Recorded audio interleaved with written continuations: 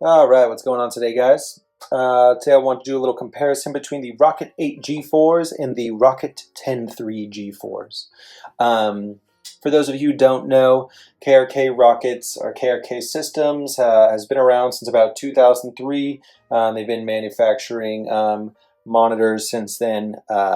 The Generation 1s came out, and these are now in Generation 4. And, in those, past 17 years, they've come quite a long way just in terms of design and on all the features on board. The ROKIT 8 G4 and the ROKIT 10.3 G4 are the two largest monitors in the ROKIT lineup, and they are great for intermediate producers or professional producers or engineers who are looking for more full range listening experience. One of the biggest differences to note is that the ROKIT 8s are near field studio monitors, which you can see right here. They are placed near the listener, and ROKIT 10.3 G4s are midfield studio monitors. They're meant to be placed a little bit further back, which is, really due to the size and to the response. In terms of the frequency response, these are 36 Hertz to 40 kilohertz, while the 10.3s are 26 Hertz to 40 kilohertz. That means you're definitely going to get more of that lower end, not quite that like super serious sub end, but definitely in the lower range.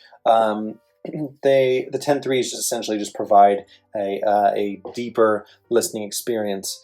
When you look at the two, one of the first things you'll notice is that the KRK Rokit 8s come with two amps. You have the lower frequency driver and the higher frequency driver, while the 10.3s come with a tri-amp design.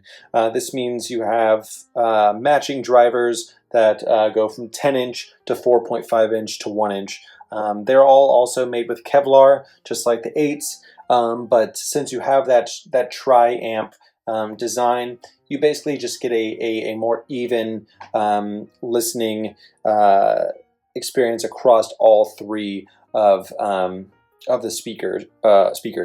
And basically, what this does is it balances your listening experience a lot better, making them great for mixing, especially when you need to hear all the frequencies evenly. And it also helps to minimize listening fatigue. You don't have to turn up the volume to get that mid-range or high range that you might need if the bass or sub end is getting in the way. They do use a custom Class D power amplifier, which is stronger than the ROKIT 8s. And of course, because of the size and the size of the low frequency driver especially, they are a lot louder. As for who I'd recommend them for, if you're working in a smaller room, a smaller studio, or you want to get a pair of monitors that have really high quality features, but without spending a ton of money, definitely go for the ROKIT 8 G4s. They're great studio monitors all around, and they are really good for the majority of people who are working in smaller to mid-sized studios.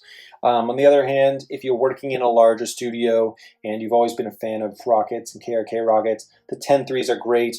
Just note that you will need to work in a bigger place to really fully take advantage of them because of their size. Alrighty, guys, that's my comparison between the ROKIT 10.3s and the ROKIT 8s. If you guys have any insights into which ones you like best and why, or if you have any questions, feel free to say so in the comments. Alrighty, guys, take it easy.